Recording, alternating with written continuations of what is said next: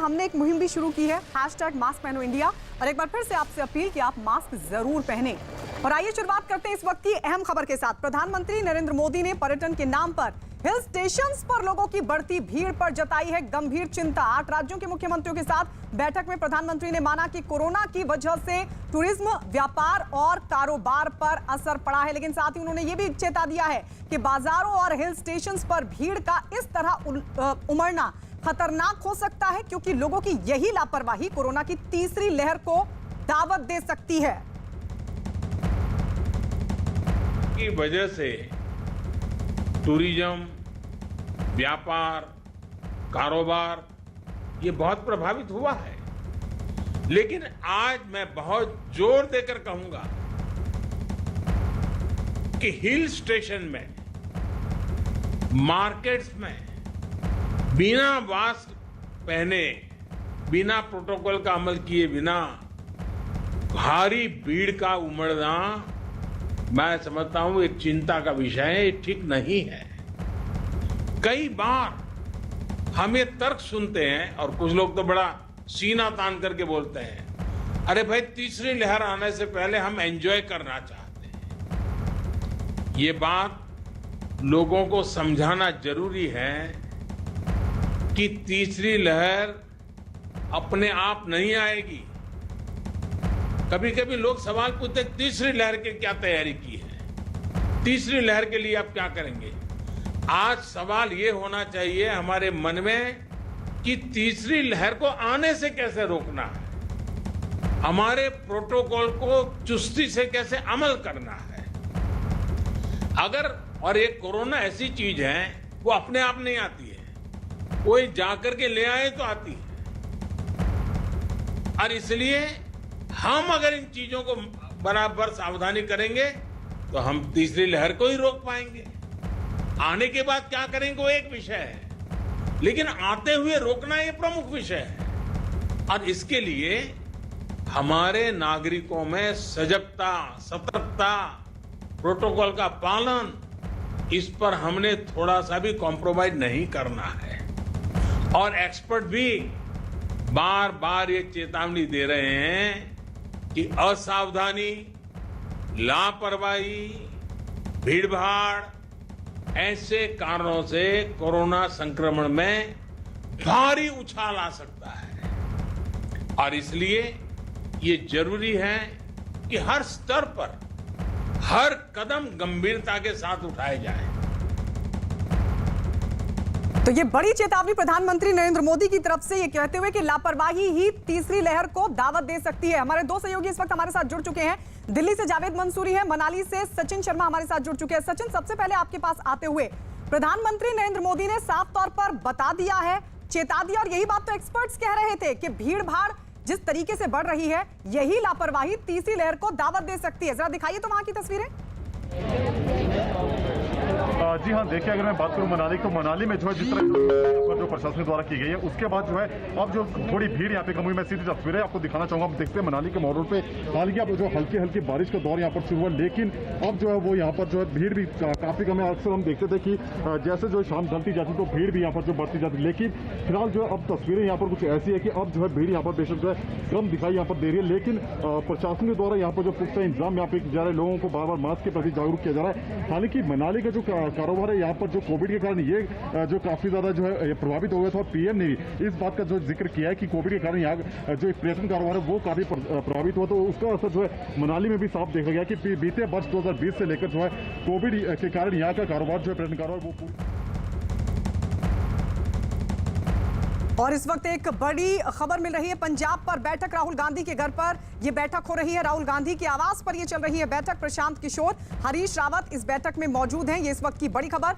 अरुण सिंह की खबर के मुताबिक बैठक हो रही है राहुल गांधी के घर पर पंजाब पर। दरअसल दिल्ली में यह बैठक चल रही है जो आपसी खींचतान पंजाब में हो रही है कैप्टन अमरिंदर सिंह गुट और सिद्धू गुट के बीच। उस सब को लेकर यह बैठक बेहद अहम। प्रशांत किशोर मौजूद हैं, हरीश रावत मौजूद हैं इस बैठक में, और राहुल गांधी के घर पर यह बैठक हो रही है। अरुण, हमारे सहयोगी जुड़ गए हैं ज्यादा जानकारी के साथ। अरुण, क्या जानकारी?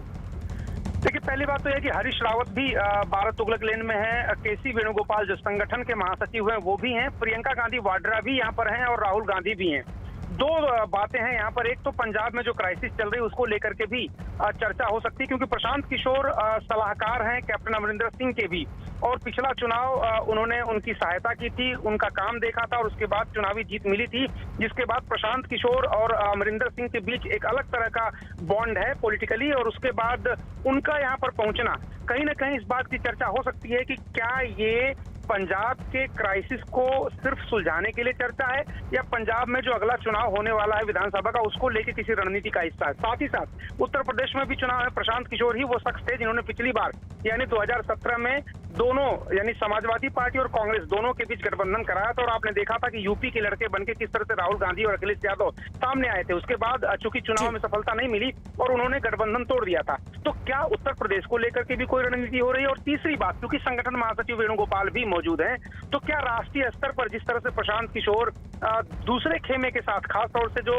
कांग्रेस के अलावा कांग्रेस को अलग रख के शरद पवार के नेतृत्व में या फिर यशवंत सिन्हा के नेतृत्व में जो एक मोर्चा बनने की कोशिश हो रही थी, क्या उसके बाद प्रशांत किशोर का यहाँ पहुंचना ये भी दिखाता है कि राष्ट्रीय स्तर पर भी किसी वैकल्पिक राजनीति के बारे में चर्चा हो सकती है? तो तीन एंगल है इसके, एक पंजाब है, दूसरा उत्तर प्रदेश और तीसरा राष्ट्रीय स्तर पर। जी अरुण, आप नजर बना के रखिएगा, लौटेंगे अपडेट के लिए। तो फिलहाल ये जानकारी कि राहुल गांधी के घर पर यह बैठक, प्रशांत किशोर, हरीश रावत दोनों मौजूद हैं और पंजाब पर यह बैठक चल रही है। और आइए बढ़ते आगे, आपको बता दें कि पूर्वोत्तर राज्यों के मुख्यमंत्रियों के साथ बातचीत में प्रधानमंत्री नरेंद्र मोदी ने कोरोना के बदलते स्वरूप पर भी चर्चा की। उन्होंने ये भी कहा कि कोरोना के हर वेरिएंट पर नजर रखी जा रही है और कोरोना नियमों का पालन करके ही इस खतरनाक वायरस को हराया जा सकता है।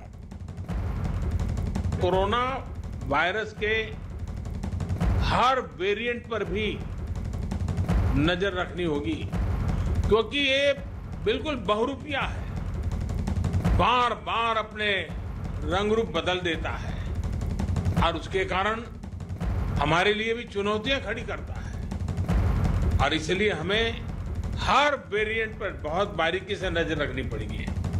म्यूटेशन के बाद ये कितना परेशान करने वाला होगा, इस बारे में एक्सपर्ट्स लगातार स्टडी कर रहे हैं। पूरी टीम हर बदलाव पर नजर कर रही है।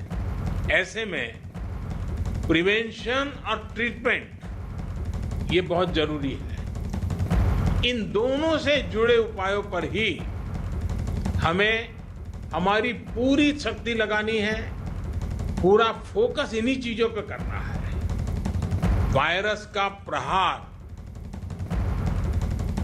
वो 2 गज की दूरी, मास्क और वैक्सीनेशन के कवच के सामने कमजोर पड़ जाएगा। और ये हम पिछले 1.5 साल के अनुभव से देखा है। वही टेस्टिंग, ट्रैकिंग और ट्रीटमेंट, इसकी जो हमारी रणनीति है, जो हमारा इंफ्रास्ट्रक्चर है, वो अगर बेहतर होगा तो ज्यादा से ज्यादा जीवन बचाने में हम सफल रहेंगे। तो एक्सपर्ट और वैज्ञानिक अपना काम कर रहे हैं, लेकिन एक जिम्मेदारी लोगों की बनती है, जिस पर जोर प्रधानमंत्री नरेंद्र मोदी ने दिया। जावेद, मैं आपके पास आ रही हूं, जरा आप दिखाइए दिल्ली की तस्वीरें। लोग क्या समझ पा रहे हैं इस जिम्मेदारी को? देखिए, लाजपत नगर में हम मौजूद हैं। फिलहाल अगर मैं लाजपत नगर की तस्वीरें दिखाऊं तो यहाँ पर बारिश हो रही है, बहुत ज्यादा भीड़ आपको यहाँ नजर नहीं आएगी। लेकिन गायत्री, लाजपत नगर उन बाजारों में से एक है जिसको बंद किया गया था कोरोना नियमों के ना चलते। अब यहाँ पर कुछ तस्वीर सुधरी हुई नजर आ रही है। एक दुकान के भीतर हम मौजूद हैं, साथ ही यहाँ पर मार्केट एसोसिएशन के जनरल सेक्रेटरी भी, उनसे भी हम समझेंगे। सर, ये बताइए कि इस मार्केट को बंद किया गया था, अब किस तरह के सूरत हाल है? फिलहाल भीड़ तो कम है, लेकिन किस तरह से आप लोग पालन कर रहे हैं आगे? सर, जो हमारे प्रशासन ने बोला था वो नियम पूरे हम लागू कर रहे हैं। दुकानों के लिए सोशल डिस्टेंसिंग, मास्क वगैरह, सारा सैनिटाइजर सब हम करवा रहे हैं। मेन मार्केट का जो बाहर कस्टमर, गली में कस्टमर होते हैं, वो प्रशासन को देखना चाहिए, वो प्रशासन को देखना चाहिए। सर, किस तरह से अब लोगों में कुछ चेंज आ रहा है, आप बता रहे हैं? क्योंकि दुकानदार ये कह रहे हैं कि बाहर की भीड़ का हम कैसे जिम्मेदार हो सकते हैं? आप दुकानों के अंदर तो सोशल डिस्टेंसिंग पालन करा सकते हैं। नहीं, बाहर हम कुछ नहीं कर सकते। एक्चुअली जब भीड़ होती है, पटरी होती है ना, उसमें हम कुछ नहीं कह सकते। हम शॉप के अंदर विदाउट मास्क एंट्री नहीं देते और सोशल डिस्टेंसिंग पूरा पालन करते हैं। ज्यादा भीड़ होती है उनको बाहर ही रोक देते हैं, जब थोड़ा वेट कीजिए उसके बाद आइए। ठीक है। देखिए, ग्राहक भी अभी हमें यहाँ पर नजर आ रहे हैं, तो यहाँ पर एक डिस्टेंसिंग कम से कम यहाँ पालन हो रही है। तो दुकानदारों का साफ तौर पर देखिए ये कहना है कि जो बाजार बंद किए जा रहे हैं कि दुकानों के भीतर वो नियमों का पालन करवा सकते हैं, लेकिन दुकानों के बाहर जो सड़क पर भीड़ चलती है उसको किस तरह से रोकें, क्योंकि एक बड़ी चुनौती प्रशासन के सामने ये है कि लगातार दिल्ली के बाजारों में भीड़ उमड़ रही है और तीसरी लहर की आशंका लगातार बनी हुई है, जिसकी चिंता जो है प्रधानमंत्री नरेंद्र मोदी ने भी जाहिर की है। तो अब ये दिल्ली में बड़ी चुनौती है कि कैसे इसको रोका जाएगा। हालांकि प्रशासन लगातार अपने स्तर पर ये कार्रवाई बाजारों पर जरूर कर रहा है और मार्केट एसोसिएशन को ये कह रहा है कि वो सुनिश्चित करें कि अपनी दुकानों और आसपास जो नियम है वो पालन हो सके। जी जावेद, लौट रहे हैं आपके पास। इस बीच बता दें कि नॉर्थ ईस्ट के कई जिलों में कोरोना के मामले बढ़ने पर भी प्रधानमंत्री नरेंद्र मोदी ने चिंता जताई। 8 राज्यों के मुख्यमंत्री से बातचीत करते हुए प्रधानमंत्री नरेंद्र मोदी ने जोर देते हुए कहा कि कोरोना पर लगाम लगाने के लिए माइक्रो कंटेनमेंट जैसे उपायों पर जोर दिया जाना चाहिए। अलग अलग सरकारों द्वारा मिलकर जो सामूहिक प्रयास किए हैं और उसका परिणाम भी दिख रहा है, लेकिन नॉर्थ ईस्ट के कुछ जिले ऐसे हैं जहां संक्रमण के मामलों में बढ़ोतरी दर्ज की जा रही है। इन संकेतों को हमें पकड़ना होगा। हमें और सतर्क रहने की जरूरत है और लोगों को भी लगातार सतर्क करते रहना पड़ेगा। संक्रमण को फैलने से रोकने के लिए हमें माइक्रो लेवल पर और सख्त कदम उठाने होंगे। और अभी हेमंता जी बता रहे थे कि उन्होंने लॉकडाउन का रास्ता नहीं चुना, माइक्रो कंटेनमेंट जोन का रास्ता चुना। 6000 से अधिक माइक्रो कंटेनमेंट जोन बनाए। इसके कारण रिस्पॉन्सिबिलिटी तय हो सकती है। उस माइक्रो कंटेनमेंट की जोन का जो इंचार्ज होगा उसे पूछ सकते भाई कैसे गड़बड़ हुआ, क्यों नहीं हुआ, कैसे अच्छा हुआ। इसलिए जितना जोर माइक्रो कंटेनमेंट जोन पर हम लगाएंगे, हम इस परिस्थिति से जल्दी बाहर आएंगे। और बीते 1.5 साल में जो अनुभव हमें मिले, जो बेस्ट प्रैक्टिसेस हमने देखी है, हमें उसका भी पूरा इस्तेमाल करना होगा।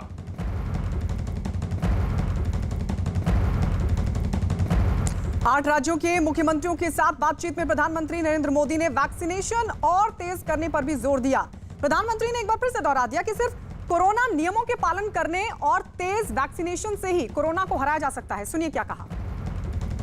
केंद्र सरकार द्वारा चलाए जा रहे सबको वैक्सीन, मुफ्त वैक्सीन अभियान की नॉर्थ ईस्ट में भी उतनी ही अहमियत है। तीसरी लहर से मुकाबले के लिए हमें वैक्सीनेशन की प्रक्रिया तेज करते रहना है। हमें वैक्सीनेशन से जुड़े भ्रम को दूर करने के लिए सामाजिक, सांस्कृतिक, धार्मिक, शैक्षणिक जितने भी लोग हैं, जितने भी सेलिब्रिटीज हैं, सबको हमने जोड़ना है। हर एक के मुंह से इस बात को नीचे प्रचारित करना है और लोगों को मोबिलाइज भी करना है। अभी नॉर्थ ईस्ट के कुछ राज्यों में टीकाकरण को लेकर सराहनीय काम हुआ है। मैंने प्रारंभ में भी कहा, जहां कोरोना का संक्रमण फैलने का खतरा ज्यादा है, वहां वैक्सीनेशन पर और भी बल दिया जाए। साथियों, हमें टेस्टिंग और ट्रीटमेंट से जुड़े इंफ्रास्ट्रक्चर में सुधार करते हुए आगे चलना है। इसके लिए हाल ही में कैबिनेट ने 23,000 करोड़ रुपए, भारत सरकार ने 23,000 करोड़ रुपए का एक नया पैकेज भी स्वीकृत किया है। नॉर्थ ईस्ट के हर राज्य को इस पैकेज से अपने हेल्थ इंफ्रास्ट्रक्चर को मजबूत करने में बहुत मदद मिलेगी। और इस बीच एक बड़ी खबर आपको बता दें, पंजाब पर दिल्ली में बैठक, राहुल गांधी के घर पर यह बड़ी बैठक चल रही है और बताया जा रहा है कि प्रशांत किशोर से राहुल गांधी की मुलाकात की खबरें हैं। प्रियंका गांधी और हरीश रावत भी बैठक में मौजूद हैं। पंजाब को लेकर यह बैठक हो रही है। इस वक्त की बड़ी खबर न्यूज 18 के अरुण सिंह की खबर के मुताबिक यह बैठक राहुल गांधी के घर पर, तो यह बड़ी खबर इस वक्त मिल रही है राहुल गांधी से। मिलने प्रशांत किशोर पहुंचे और इस मुलाकात के दौरान प्रियंका गांधी, हरीश रावत और केसी वेणुगोपाल भी मौजूद हैं। पंजाब को ये लेकर बैठक हो रही है। पंजाब में जिस तरीके से संकट चल रहा है कांग्रेस में, उसको लेकर ये बैठक बेहद अहम मानी जा रही है। इसके अलावा विधानसभा चुनाव भी होने हैं, उसकी स्ट्रैटेजी क्या हो, किस तरीके से उसके लिए रणनीति बनाई जाए, उसको लेकर भी इस चर्चा को बेहद अहम माना जा रहा है। तो राहुल गांधी के घर पर यह बैठक, प्रशांत किशोर से राहुल गांधी की मुलाकात की खबर आ रही है और जानकारी यह भी कि प्रियंका गांधी और हरीश रावत भी इस बैठक में मौजूद हैं।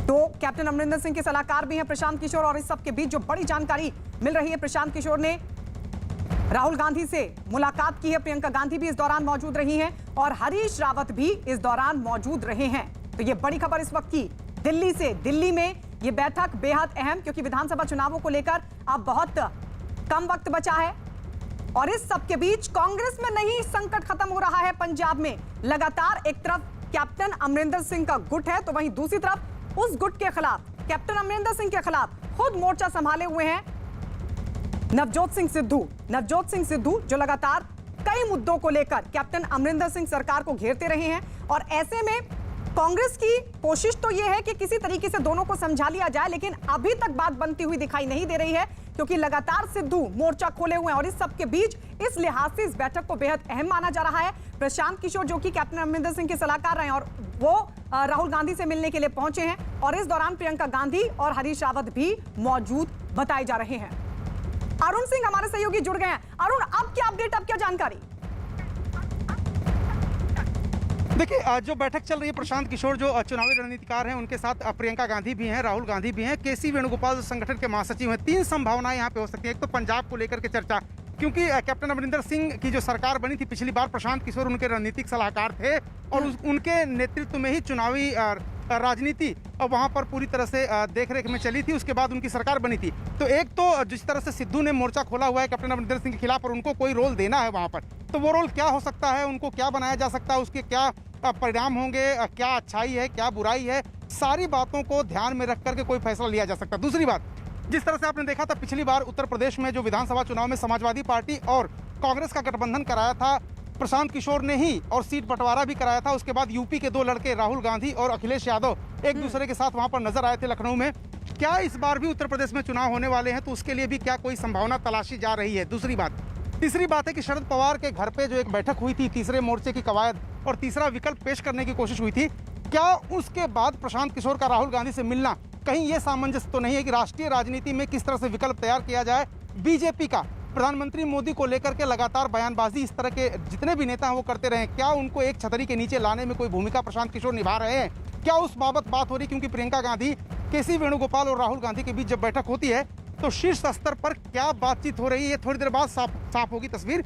लेकिन तीन विकल्प हो सकते हैं, पंजाब, उत्तर प्रदेश और राष्ट्रीय राजनीति में किस तरह से कांग्रेस रिलेवेंस रहे, कांग्रेस और बाकी जो दल थे शरद पवार के नेतृत्व में, उनके बीच किस तरह से एक पुल का काम किया जाए और क्या विकल्प खड़ा करने की जो कोशिशें हो रही हैं उस पर भी चर्चा हो रही है। तो तीन बातें, एक बार मैं तस्वीर आपको दिखाता हूँ। ये जो 12 तुगलक लेन में राहुल गांधी का आवास है, यहाँ पर प्रियंका गांधी पहुंची, उसके पहले प्रशांत किशोर पहुंचे, केसी वेणुगोपाल पहुंचे हैं और पंजाब, उत्तर प्रदेश और राष्ट्रीय राजनीति तीनों को लेकर के यहाँ पर चर्चा हो सकती है। असल में क्या हुआ अंदर, थोड़ी देर बाद पता चलेगा। आपने तीन चीजों का जिक्र किया, यानी तीन मुद्दे हो सकते हैं जिस पर चर्चा। मुझे लगता है कि फिलहाल जो सामने संकट है, चाहे पंजाब की बात हो या उत्तर प्रदेश में विधानसभा चुनावों की रणनीति क्या हो, ये शायद इस वक्त के सबसे इंपॉर्टेंट मुद्दे हैं। ऐसे में क्या रणनीति बन सकती है, चाहे बात पंजाब में कांग्रेस के संकट को लेकर हो या फिर उत्तर प्रदेश की राजनीति को लेकर? क्योंकि शायद अभी अरुण ऐसा लगता है कि राष्ट्रीय राजनीति पर तब भी थोड़ा रुका जा सकता है, लेकिन जिस तरीके का संकट पंजाब में बना हुआ है वो अपने आप में चिंता का विषय है कांग्रेस के लिए। देखिए, निश्चित रूप से पंजाब का संकट हल नहीं हुआ है और वो चिंता का विषय है कांग्रेस के लिए। नवजोत सिंह सिद्धू जिस तरह से हमले कर रहे हैं अमरिंदर सिंह के खिलाफ और आम आदमी पार्टी को लेकर के सॉफ्ट कॉर्नर कहीं ना कहीं वो दिखा रहे हैं अपने ट्वीट्स के जरिए। हालांकि विरोधाभास है नवजोत सिंह सिद्धू के ट्वीट में, कभी वो आम आदमी पार्टी की मुखालफत करते हैं, कभी उनका समर्थन करते हैं और उनको तवज्जो देते हैं। लेकिन पंजाब का संकट अगर सुलझाना है तो भी एक रणनीतिकार की जरूरत वहां पर है, क्योंकि इतने दिनों से आप देखिए कमेटी ने बैठकें की, 2 बार कमेटी के सामने अमरिंदर सिंह पेश हुए, एक बार सोनिया गांधी से मुलाकात हो गई, नवजोत सिंह सिद्धू की मुलाकात हो गई कमेटी के सामने, नवजोत सिंह सिद्धू राहुल गांधी से मिल लिए, प्रियंका गांधी से मिल लिए। बावजूद इसके अगर कोई फार्मूला नहीं निकल पा रहा है तो कितना पेचीदा मामला पंजाब में, इस बात से आप समझ सकते हैं। तो क्या उस बारे में भी कोई चर्चा हो रही कि सिद्धू का रोल कितना होना चाहिए, किस हद तक होना चाहिए ताकि चुनावी जो संभावनाएं हैं, मैं बार बार कह रहा हूं चूंकि प्रशांत किशोर चुनाव का काम देख रहे हैं कैप्टन अमरिंदर सिंह के, पिछली बार वो देख रहे थे, अभी भी उनको सलाह वो देते रहते हैं और पिछले दिनों दिल्ली जब आए थे कपूरथला हाउस में तब भी उन्होंने मुलाकात की थी कैप्टन अमरिंदर सिंह से। तो क्या सिर्फ पंजाब तक सीमित है ये चर्चा या फिर राष्ट्रीय फलक पर किस तरह से तीसरा विकल्प खड़ा करना है उस बाबत ये चर्चा है, या फिर उत्तर प्रदेश के चुनाव में कोई मेजर डेवलपमेंट होने वाला है? ये तीनों संभावनाएं अभी बनी हुई हैं। जी अरुण, आप हमारे साथ बने रहिए। न्यूज रूम से हमारे वरिष्ठ सहयोगी अमिताभ सिन्हा भी इस वक्त हमारे साथ लाइव जुड़ चुके हैं। अमिताभ जी, आप इस बैठक को किस तरीके से देख रहे हैं? प्रशांत किशोर की बढ़ती अहमियत दिखा रहा है। अब वो अमरिंदर सिंह, कैप्टन अमरिंदर सिंह के सलाहकार बन चुके हैं। पंजाब का चुनाव अमरिंदर सिंह को वो जीत की राह पर ले जाने का सपना दिखा चुके हैं। अमरिंदर सिंह ने उनके साथ डील भी कर लिया है। तो मुझे लगता है कि कप्तान अमरिंदर सिंह के लिए बैटिंग करना और खासकर कांग्रेस को जीत दिलाने के लिए प्रशांत किशोर कम से कम पीछे नहीं हटेंगे वहाँ पर। हाँ, सिद्धू एक ऐसी चीज़ है जिसको ना कांग्रेस आलाकमान निगलते बन रहा है ना उगलते बन रहा है। तो सिद्धू को कैसे खुश रखें, ज़्यादा समस्या उसकी है। कैप्टन अमरिंदर सिंह का पर कतरना हो या कैप्टन अमरिंदर सिंह को हटाना हो या कैप्टन अमरिंदर सिंह को झुकाना हो, मुझे नहीं लगता आलाकमान के बस में है फिलहाल ये, क्योंकि कैप्टन अमरिंदर सिंह ने अपने आप को साबित कर दिया है। कैप्टन अमरिंदर सिंह ने एक सीधी सी एक साबित कर दिया है कि वो सबसे बड़े नेता हैं। जहाँ तक प्रशांत किशोर का सवाल है, वो अमरिंदर सिंह के साथ हैं। आला कमान के सामने ये दिक्कत है कि अगर जीत की राह पर हैं वो, वहाँ पर अकाली दल भी अस्त व्यस्त है, वहाँ पर बीजेपी अभी लड़ाई की स्थिति में नहीं है। तो मुझे लगता है अगर कांग्रेस को खुला मैदान मिल रहा है जीत का, ऐसे में अगर ऐसी लड़ाई करके वो अपना इस मैदान को जीते हुए मैच को हारने की तैयारी शुरू करें, मुझे लगता है ये आला कमान को भी मंजूर नहीं होगा, प्रशांत किशोर को भी मंजूर नहीं होगा, क्योंकि वो अक्सर जीतने वाले खिलाड़ियों पर ही प्रशांत किशोर दांव लगाते रहते हैं। तो अभी इसी को मसले को सुलझाना है, बहुत ज़रूरी है। सिद्धू ने पहले बीजेपी से ऐसी ही जंग लड़ी थी जब वो अकाली दल से नाराज थे और चाहते थे कि अकाली दल के खिलाफ बोलने का उनको मौका मिले। जब उनको वो मौका नहीं मिला, वो अरुण जेटली से लेकर बीजेपी नेताओं के खिलाफ हो गए, बीजेपी छोड़ दी, फिर आम आदमी पार्टी ज्वाइन करके फिर कांग्रेस वापस आ गए। तो मुझे लगता है फिलहाल सिद्धू पॉपुलर हैं, सिद्धू अच्छे ओरेटर हैं, सिद्धू क्राउड पुलर हैं, लेकिन साथ ही साथ कांग्रेस आला कमान को यह ध्यान रखना होगा, अरुण भी इससे सहमत होंगे कि एक जीते हुए मैच को हारने में नहीं बदलना है, ये कांग्रेस आला कमान को तय करना है। अरुण, यानी मुद्दा बड़ा है, संकट बड़ा है, लेकिन रास्ता क्या है? देखिए, रास्ता ये है कि प्रियंका गांधी चूंकि नवजोत सिंह सिद्धू को पार्टी में लेके आई थी और कमेटी के सामने जब एक बार पेश होने के बाद उनका फोन तक नहीं उठा रहे थे नवजोत सिंह सिद्धू, तब कमेटी ने नाराज होकर के कहा था कि जो पार्टी में लाया वही अब बात करेगा नवजोत सिंह सिद्धू से। तो नवजोत सिंह सिद्धू को अप्रोच करना बहुत मुश्किल है, उन तक पहुंच बनाना बहुत मुश्किल है, उनको किसी बात पर एग्री करा पाना, सहमत करा पाना बहुत मुश्किल है। और जैसा कि अमिताभ जी बता रहे थे, जब बीजेपी में थे तब भी उनके बागी तेवर थे और ये लगातार आपने देखा अरुण जेटली से वहां पर इनके मतभेद हुए, पार्टी के तमाम नेताओं से मतभेद हुए, यहाँ पर भी हैं। तो ये सीधे अमरिंदर सिंह के खिलाफ इन्होंने मोर्चा खोल दिया है। तो अब किस बात पर मानेंगे वो, कहां तक उनके लिए आला कमान जा सकता है? क्या उनको प्रदेश का अध्यक्ष, जिसकी बात हरीश रावत कह रहे थे कि अगले 1-2 दिन में फैसला हो जाएगा, अध्यक्ष बदलना है, तो क्या नवजोत सिंह सिद्धू अध्यक्ष बनेंगे? क्या उनको बनने देंगे अमरिंदर सिंह? क्या इन बातों का रिपरकशन क्या होगा? पंजाब की राजनीति में सिद्धू को खुश करके, कैप्टन को नाराज करके आप कौन सी जंग जीत लेंगे, ये बात भी है और ये सवाल भी है। वोट बैंक किसके पास है? वोट बैंक है सीएम के पास। नवजोत सिंह सिद्धू एक चेहरा है, अच्छा बोलते हैं, भीड़ खींचते हैं, इसका मतलब ये नहीं कि उनके पास विधायक हैं या फिर वोट बैंक बहुत बड़ा है। 1 या 2 लोकसभा या फिर विधानसभा की सीटों तक सीमित है उनका दायरा। इन सब बातों को ध्यान में रख के ही सिद्धू की कोई भूमिका तय की जा सकती है और उसको लेकर के मंथन का दौर अंदर चल सकता है, क्योंकि प्रशांत किशोर राजनीति को गणित में ढालते हैं, वोट बैंक में ढालते हैं। किस तरह से किसको पास आने से दिक्कत होगी, किसको अच्छा होगा, किसका वोट बैंक बढ़ेगा, किसका घटेगा, कौन पॉपुलर है, सारा सर्वे वो करते हैं। तो क्या सिर्फ पंजाब के ही नियत से ये बैठक है, या फिर जैसा कि मैं कह रहा था उत्तर प्रदेश में भी चुनाव है, प्रियंका गांधी को वहां जाना था, प्रियंका गांधी को 14 जुलाई से उत्तर प्रदेश का दौरा करना था, अब उस दौरे को 16 जुलाई कर दिया गया है। क्या बड़े फैसले होने हैं पंजाब को लेकर के और राजस्थान को लेकर, या फिर जैसा कि मैं कह रहा हूँ बार बार, राष्ट्रीय स्तर पर समय अभी बहुत ज्यादा है, लेकिन विकल्प तलाश तो रहे हैं प्रशांत किशोर, और इसीलिए आप यशवंत सिन्हा से लेकर शरद पवार तक सबसे मुलाकात कर रहे हैं, बात कर रहे हैं। कोई तीसरा विकल्प प्रधानमंत्री मोदी के खिलाफ खड़ा करना है तो उसमें कांग्रेस का होना लाजिमी है। ये बात शरद पवार ने भी कही जब बीच में इस बात की चर्चा चल रही थी कि क्या बिना कांग्रेस के ही कोई मोर्चा खड़ा करने की कोशिश हो रही है, तो क्या उस पर भी बात हो रही है? कई संभावनाएं हैं, ऑप्शन खुले हुए, विकल्प तमाम है। चर्चा किस बात पर हुई एग्जैक्टली, ये कुछ देर बाद ही पता चलेगा जब ये बैठक खत्म होगी। जी अरुण, लौट रहे हैं आपके पास। इस बीच बता दें कि पंजाब कांग्रेस में जारी घमासान के बीच नवजोत सिंह सिद्धू ने आम आदमी पार्टी की तारीफ की है। सिद्धू ने ट्वीट किया कि हमारी विपक्ष आम आदमी पार्टी पंजाब के लिए उनके विजन की हमेशा सराहना करती है। सिद्धू ने एक और ट्वीट कर कांग्रेस पर भी निशाना साधा। तो सिद्धू ने कर दिया आम आदमी पार्टी की तारीफ। वो कह रहे हैं कि मेरे विजन की हमेशा से जो विपक्षी पार्टी है वो हमेशा सराहना करती है। सुरजेवाला ने हालांकि सिद्धू की इस बात का सीधा जवाब नहीं दिया, लेकिन आपको बता दें सिद्धू ने ट्वीट कर पंजाब में आम आदमी पार्टी की तारीफ कर दी है। कहा है पंजाब, आपने पंजाब के लिए मेरे विजन की तारीफ की। और इस बीच आपको बता दें सिद्धू ने एक और ट्वीट किया। ट्वीट करते हुए लिखा, हमारा विपक्ष और कांग्रेस के नेता मेरे बारे में अभी ये गा रहे हैं, तुम अगर आप में जाओगे तो कोई बात नहीं, तुम अगर कांग्रेस में रहोगे तो मुश्किल होगी। इससे पहले नवजोत सिंह सिद्धू ने ट्वीट किया। ट्वीट करते हुए लिखा, हमारा विपक्षी दल आम आदमी पार्टी पंजाब के लिए मेरे काम और मेरे विजन की हमेशा सराहना करती है, चाहे वो 2017 से पहले बेअदबी, किसानों का मुद्दा, भ्रष्टाचार, बिजली की समस्या हो या आज मेरे पंजाब मॉडल की बात हो। अब यह साफ हो गया है कि पंजाब के लिए असल में कौन लड़ रहा है। अरुण, सबसे पहले आप ही के पास आते हुए नवजोत सिंह सिद्धू के इस ट्वीट का क्या मतलब निकाला जाए? वो तो आम आदमी पार्टी विपक्षी दल की तारीफ कर रहे हैं। देखिए, नवजोत सिंह सिद्धू को प्रेशर बनाना है कांग्रेस नेतृत्व पर, क्योंकि वो जो चाहते हैं वो हो नहीं पा रहा है और वो काफी दिनों से उन्होंने अपनी मांग रख दी है। प्रियंका गांधी के साथ जब घंटों की मुलाकात उनकी होती है तो स्पष्ट है ये कि वो चाहते क्या हैं, वो कौन से विकल्प हैं जिन पर विचार हो रहा है, लेकिन फैसला लेने में देरी हो रही है। सिद्धू को ऐसा लगता है कि इस वक्त अगर वे ट्वीट करेंगे आम आदमी पार्टी से नजदीकी का, या उनकी मुखालफत नहीं करेंगे, उनका समर्थन करेंगे या उनकी तारीफ करेंगे, तो कांग्रेस नेतृत्व एक दबाव में आएगा कि सिद्धू के पास विकल्प एक है, आम आदमी पार्टी में वो जा सकते हैं और मुख्यमंत्री पद का चेहरा वहां बन सकते हैं। इस तरह के फिलर दे रहे हैं, लेकिन खुद आम आदमी पार्टी के जो शीर्ष नेतृत्व के लोग हैं उनका यह कहना कि सिद्धू चूंकि उनके ऊपर पूरी तरह से भरोसा नहीं किया जा सकता कब किसके खिलाफ मोर्चा खोल दें, इसलिए मुख्यमंत्री का पद उनको ऑफर कर पाना या उनको मुख्यमंत्री का चेहरा घोषित कर पाना भी एक जुआ होगा आम आदमी पार्टी के लिए। तो भरोसे का संकट सिद्धू को लेकर है। जब वो बीजेपी में थे तब भी था, जब वो आज कांग्रेस में है तब भी है, और अब जब वो आम आदमी पार्टी के साथ बातचीत उनकी पहले भी हो चुकी है। ऐसा नहीं है कि ये पहली बार हो रहा है। और जब अरविंद केजरीवाल कुछ दिन पहले गए थे पंजाब में, उनसे सिद्धू के बारे में पूछा गया तो उन्होंने कहा था, उस पर डायरेक्ट कोई टिप्पणी नहीं की थी, लेकिन कहा था कि सिख नेतृत्व देने की कोशिश करेंगे। तो क्या सिद्धू उनके खांचे में फिट बैठते हैं? क्या सिद्धू को कंट्रोल कर पाएगी आम आदमी पार्टी? इन बातों का सवाल उनके जहन में भी है और इसीलिए सिद्धू से कोई फाइनल या निर्णायक बातचीत नहीं उनकी हो पाई, न बन पाई। वही बात यहाँ पर भी है। सिद्धू को अगर प्रदेश का अध्यक्ष बना दिया जाए, कल वो अमरिंदर सिंह के खिलाफ मोर्चा खोले रहे लगातार, तो अमरिंदर सिंह जवाब आम आदमी पार्टी को देंगे, सुखबीर बादल को देंगे, बीजेपी को देंगे, या फिर अपनी ही पार्टी के अध्यक्ष को लगातार जवाब देते रहेंगे।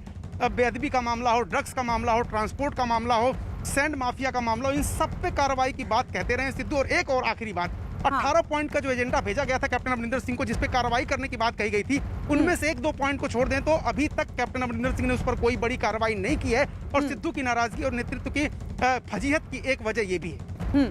अमिताभ जी, सिद्धू के इस ट्वीट को आप किस तरीके से देख रहे हैं? सिद्धू ये कह रहे हैं कि मेरा जो विजन है वो विपक्षी दल तो राज्य में समझ रहा है, लेकिन मेरा ये दल नहीं समझ रहा है। वो सिर्फ प्रेशर बनाने की कोशिश कर रहे हैं अपने पार्टी आला कमान पर, या फिर कोई संकेत भी इस ट्वीट के जरिए उनकी तरफ से? अगर सिद्धू ने इस हद तक ट्वीट कर दिया तो कोई ना कोई संकेत देना चाह रहे हैं वो, क्योंकि अब चुनाव का समय भी पास आ रहा है। अब उनको ये संकेत भी देना है और जनता को संदेश भी देना है कि वो किस तरफ अब झुकना चाहते हैं। तो इसमें 2 बातें साफ हैं। सिद्धू ऐसी बार्गेनिंग हमेशा करते रहे हैं और सिद्धू सब जानते हैं। सिद्धू, मैंने पहले भी बोला, क्राउड पुलर हैं, एंटरटेनर हैं, लेकिन गुस्से पे लगता है कई बार काबू नहीं रख पाते। कम से कम अमरिंदर सिंह को हटाने की मुहिम जो है, या अमरिंदर सिंह को काबू में करने की मुहिम, पार्टी में लगातार वहाँ अगर विद्रोह होता रहा, और पिछले 5-7-8 सालों में अमरिंदर सिंह को हटाने की कई कोशिशें हुई हैं, उनको नेता के पद से हटाने की कोशिश हुई है, लेकिन कोई फलदायी नहीं हुई है, क्योंकि हमेशा अमरिंदर सिंह जीतकर वापस आए हैं। अमरिंदर सिंह ने अपने आप को नेता साबित किया है और मुझे लगता है कि आलाकमान की मुश्किल और पशोपेश यही है कि कैसे अमरिंदर सिंह को नीचा दिखाकर सिद्धू को आगे बढ़ाएं। अगर सिद्धू को आगे बढ़ाते भी हैं तो उनके बयान से पार्टी को फजीहत होगी, लेकिन मुझे लगता है आम आदमी पार्टी में अगर रास्ता ढूंढ रहे हैं तो केजरीवाल को भी, अगर वहाँ पे उन्होंने अपना सपोर्ट बेस बनाया है, तो केजरीवाल को भी एक ऐसा सिख चेहरा चाहिए जो उनको जीत की दहलीज तक ले जा सके। तो मुझे लगता है सिद्धू अभी एक संकेत दे रहे हैं, आलाकमान को फैसला करना है। प्रशांत किशोर का आना दिखाता है कि अब आलाकमान इसको सुलझाने के मूड में है, तो अब देखते हैं क्या होता है। अरुण, यानी कि अमिताभ जी कह रहे हैं कि संकेत देने की कोशिश अब सिद्धू की तरफ से हो रही है, लेकिन अब तो लग रहा है कि अब तो बार्गेनिंग से बात आगे बढ़ चुकी है। इसका मतलब तो साफ है, तो अब आगे हो क्या सकता है? देखिए, इसमें आगे ये है कि सिद्धू को मनाएं कैसे। अगर उनको पार्टी में रखना है तो एक निर्णायक भूमिका उनकी तय करनी पड़ेगी। उसकी वजह कांग्रेस के कई नेताओं से आप बात करेंगे तो वो कहेंगे प्रियंका गांधी ने इतना ज्यादा सर पे चढ़ा दिया नवजोत सिंह सिद्धू को, उनकी पॉलिटिकल हैसियत या उनका बेस या उनका जनाधार उतना नहीं है जितना वो कैप्टन के बरक्स उनके समानांतर खड़े हो सके। और इसलिए ही प्रियंका गांधी की मुझे लगता है साख्ताओं पर है, क्योंकि अगर किसी को पार्टी में लाया जाता है तो साफ तौर पर उनको नहीं कहा जाता कि आपको मुख्यमंत्री बना देंगे, लेकिन हाँ, संकेत जरूर दिया जाता है। और संकेत ही दिया गया था नवजोत सिंह सिद्धू को कि चूंकि कैप्टन की उम्र ज्यादा हो चली है, एक दो चुनाव के बाद सक्रिय राजनीति से वो संन्यास ले लेंगे, तो पार्टी को एक चेहरे की जरूरत है। जो संभावना आप में दिखाई देती है, अच्छे वक्ता हैं और तालकटोरा स्टेडियम में या फिर पार्टी की तमाम बैठकों में उन्होंने जिस तरह के भाषण दिए, चुनावी भाषण वो जिस तरह से देते हैं, भीड़ खींचते हैं, अपने जुमलों से लोगों को बहुत इंटरटेन करते हैं, लोग ताली बजाते हैं, लेकिन क्या वोट बैंक में वो तब्दील कर पाते हैं इस भीड़ को? क्योंकि चुनाव जीतने के लिए वोट बैंक चाहिए, सिर्फ ताली बजा देने से और सभा में भीड़ ले आने से चुनाव नहीं जीते जाते। ये बात जानती है कांग्रेस, और इसीलिए नवजोत सिंह सिद्धू और कैप्टन अमरिंदर सिंह के बीच समन्वय और एक तरह से बैलेंस बना के वो एक फैसला करना चाहती है और उस फैसले का इंतजार। और यही बात शायद प्रशांत किशोर आज बताएंगे राहुल गांधी को कि जमीनी स्तर पर कितने मजबूत हैं सिद्धू। अमिताभ जी, लेकिन अब समाधान क्या दिखाई देता है और क्या इन परिस्थितियों में आपको लगता है कि अब भी सिद्धू को मनाने की कोई कोशिश होगी? देखिए, सिद्धू को मनाने की कोशिशें जारी है, नहीं तो इस स्तर तक आलाकमान पहुंचता नहीं। इतनी बड़ी इतनी सारी बैठकें नहीं होती, कैप्टन अमरिंदर सिंह को बार बार नहीं बुलाया जाता, उनको ग्राउंड पर ही काम करने दिया जाता। तो मुझे लगता है आलाकमान को लग रहा है कि मैच जीता जा सकता है। एक अकाली दल जो सिख और बीजेपी के साथ जो गठबंधन था वो टूट चुका है। बीजेपी वहाँ बुरी तरह से शैटर्ड है, टूटी पड़ी है। वहाँ अकाली दल और बीजेपी मिलकर अगर सरकार बनाते थे तो वहाँ सिख समुदाय और हिंदू जो उनके शहरों में होते थे उनका एक वोट बैंक मिलता था, वहाँ जीत कराते थे, तब सरकार बनती थी। वो टूटने से काफ़ी कुछ वोट बैंक उनका हिला है। तो साफ सीधे सीधे इस बार अमरिंदर सिंह को कैसी पिच मिली जहां पे वो मैच जीत सकते थे। मुझे लगता है सिद्धू का गुस्सा एक बार इंग्लैंड में क्रिकेट की हम लोग याद करें तो अजहरुद्दीन कैप्टन थे और उनसे नाराज होकर मैच बीच में छोड़कर इंग्लैंड से इंडिया वापस आ गए थे। तो सिद्धू अगर उस दौर में ऐसा कर सकते हैं, अब तो अब देश भर में प्रख्यात कमेंटेटर हैं, अब उनकी बातचीत से लाखों लोग हंसे, लाखों लोग उनमें शामिल हुए उनकी हंसी में। लेकिन साथ ही साथ अगर पाकिस्तान और इमरान खान की तारीफ के बाद उनको सारे सिस्टम से बाहर किया गया, तो मुझे लगता है कि आला कमान में नहीं चाहेगा कि किसी के चलते इतना विवाद हो जिससे वो जीते हुए मैच हारे। तो मुझे लगता है आला कमान अभी सब कुछ अभी न्यूट्रल कर चल रहा है। मुझे नहीं लगता है कि अभी अमरिंदर सिंह को वो छेड़ने वाले हैं और सिद्धू को मनाने की कोशिशें इसलिए जारी हैं। लौटेंगे आप दोनों के पास। इस बीच बता दें कि नवजोत सिंह सिद्धू के ट्वीट पर कांग्रेस के नेता रणदीप सुरजेवाला ने क्या जवाब दिया, आइए सुनिए। आपने कुछ दिन पहले भी कहा था कि पंजाब की जो क्राइसिस है वो जल्दी खत्म हो जाएगी। नवजोत सिंह सिद्धू ने ट्वीट किया है और कहा है उनका जो विजन पंजाब के लिए है उसको आम आदमी पार्टी बड़े अच्छे तरीके से समझती है। आपको लगता है कि नवजोत सिंह सिद्धू आपको एक ट्रिगर दे रहे हैं कि अगर आप उनकी समस्या का समाधान नहीं किया तो आम आदमी पार्टी को कर दिया? आपका अच्छा सवाल है। तो रणदीप सुरजेवाला ने सिर्फ सवाल को अच्छा बताया लेकिन जवाब नहीं दिया। लेकिन इस सब के बीच आपको बता दें, सिद्धू के ट्वीट पर बीजेपी की तरफ से भी प्रतिक्रिया सामने आ रही है, जरा सुनिए। बीजेपी के राष्ट्रीय महामंत्री तरुण चुग जी हमारे साथ हैं। तरुण जी, नवजोत सिंह सिद्धू जो कभी आपकी पार्टी के भी नेता होते थे, अब कांग्रेस में लगातार घमासान चल रहा है और अब कह रहे हैं कि उनके विजन को, उनके काम को आम आदमी पार्टी ने पहचाना है। 4.5 साल सत्ता का लोभ लेकर मंत्री पद का लाभ लेकर कांग्रेस के स्टार प्रचारक आज अपनी ही सरकार को नालायकी, नाकामी, निर्लज्जता, उदासीनता का सर्टिफिकेट दे रहे हैं। ये बात तो पक्की हो गई उनके इस बयान से, सिद्धू व कैप्टन दोनों ही सत्ता के लोभी हैं। पंजाब के लिए नहीं, खुद की कुर्सी के लिए खेल खेल रहे हैं। और इस वक्त कांग्रेस के नेता राजकुमार हमारे साथ जुड़ गए हैं फोन लाइन पर। राजकुमार जी, ये जो सब चल रहा है, चाहे सिद्धू का ट्वीट हो, वो कह रहे हैं कि हमारा जो विजन है, उनका जो विजन है वो विपक्षी दल तो समझ रहा है लेकिन अपने दल के नेता अपना दल नहीं समझ पा रहा है, उसको आप किस तरीके से देख रहे हैं?